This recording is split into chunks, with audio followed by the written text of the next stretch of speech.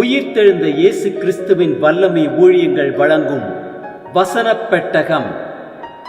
இயேசுவே கர்த்தர். இயேசுவையே தேவன் ஆண்டவரும் கிறிஸ்துவுமாக்கினார். இயேசுவே ராஜாதி ராஜா, கர்த்தாதி கர்த்தா. கிறிஸ்துவே மரித்தோர் மேலும் ஜீவனுள்ளோர் மேலும் ஆண்டவர். கிறிஸ்துவே போதகரும் ஆண்டவருமாயிருக்கிறார்.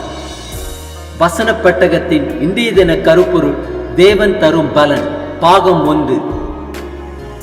தேவன் அவனவனுடைய கிரியைகளுக்கு தக்கதாய் அவனவனுக்கு பலன் அளிப்பார். தேவன் தரும் பலனை குறித்ததான வேத வசனங்களை பார்க்கலாம். கொலோசையர் 3:23-24 வாசிக்கிறோம். நீங்கள் கர்த்தராகிய இயேசு கிறிஸ்துவை சேவிக்கிறதுனாலே சுதந்திரமாகிய பலனை கர்த்தரால் பெறுவீர்கள் என்று அறிந்து எதை செய்தாலும் அதை மனுஷர்களுக்கென்று செய்யாமல் கர்த்தருக்கென்றே மனப்பூர்வமாய் செய்யுங்கள். 1 கொரிந்தியர் 15:58 வாசிக்கிறோம்.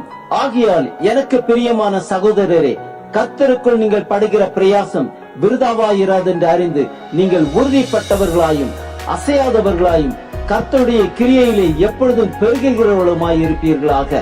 கலாத்தியர் 6:9 வாசிக்கிறோம். நன்மை செய்கிறதில் சோர்ந்து போகாமல் இருப்போமாக. நாம் தளர்ந்து போகாதிருந்தால் ஏற்ற காலத்தில் அறுப்போம். மத்தேயு 25:21 வாசிக்கிறோம். அவனுடைய எஜமான் அவனை நோக்கி, நல்லது உத்தமமும் உண்மையும் உள்ள ஊழியக்காரனே, கொஞ்சத்தில் உண்மையாயிருந்தாய், அநேகத்தின் மேல் உன்னை அதிகாரியாக வைப்பேன், உன் எஜமானுடைய சந்தோஷத்திற்குள் பிரவேசி என்றான். நீதிமொழிகள் 3:4 வாசிக்கிறோம். கிருபையும் சத்தியமும் உன்னை விட்டு விலகாதிருப்பதாக. நீ அவைகளை உன் கழுத்திலே பூண்டு அவைகளை உன் இருதயமாகிய பலகையில் எழுதிக்கொள். அதனால் தேவனுடைய பார்வையிலும் மனுஷருடைய பார்வையிலும் தயையும் நற்புத்தியும் பெறுவாய். நீதிமொழிகள் 18:16 வாசிக்கிறோம். ஒருவன் கொடுக்கும் வெகுமதி அவனுக்கு வழி உண்டாக்கி பெரியோர்களுக்கு முன்பாக அவனை கொண்டு போய்விடும். யாக்கோபு 1:12 வாசிக்கிறோம். சோதனையை சகிக்கிற மனுஷன் பாக்கியவான், அவன் உத்தமன் என்று விளங்கின பின்பு கர்த்தர் தம்மிடத்தில் அன்பு கூறுகிறவர்களுக்கு வாக்குத்தத்தம் பண்ணின ஜீவ கிரீடத்தை பெறுவான். 1 கொரிந்தியர் 2:9-10 வாசிக்கிறோம்.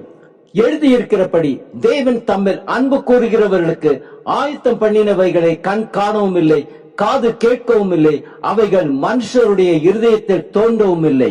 நமக்கோ தேவன் அவைகளை தமது ஆவியினாலே வெளிப்படுத்தினார். அந்த ஆவியானவர் எல்லாவற்றையும் தேவனுடைய ஆழங்களையும் ஆராய்ந்திருக்கிறார். மத்தேயு 6:2 வாசிக்கிறோம். ஆகையால் நீ தர்மம் செய்யும் போது மனுஷரால் புகழப்படுவதற்கு மாயக்காரர் ஆலயங்களிலும் வீதிகளிலும் செய்வது போல உனக்கு முன்பாக தாரை ஊதுவியாதே.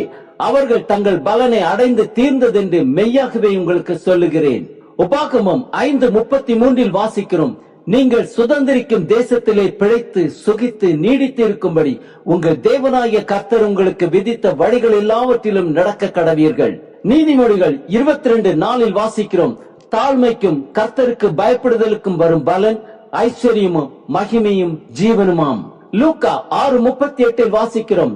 கொடுங்கள், அப்பொழுது உங்களுக்கு கொடுக்கப்படும், அமுக்கி குலுக்கி சரிந்து விழும்படி நன்றாய் அளந்து உங்கள் மடியிலே போடுவார்கள்.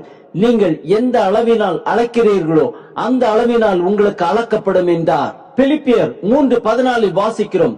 கிறிஸ்து இயேசுக்குள் தேவன் அழைத்த பரம அழைப்பின் பந்தய பொருளுக்காக இலக்கை நோக்கி தொடர்கிறேன். ஆம், தேவன் அவனவனுடைய கிரியைகளுக்கு தக்கதாய் அவனவனுக்கு பலன் அளிக்கிறார். கர்த்தருடைய சித்தத்தை நிறைவேற்றி வாக்குத்தத்தம் பண்ணின ஜீவ கிரீடத்தை பெற்றுக் கொள்வோம்.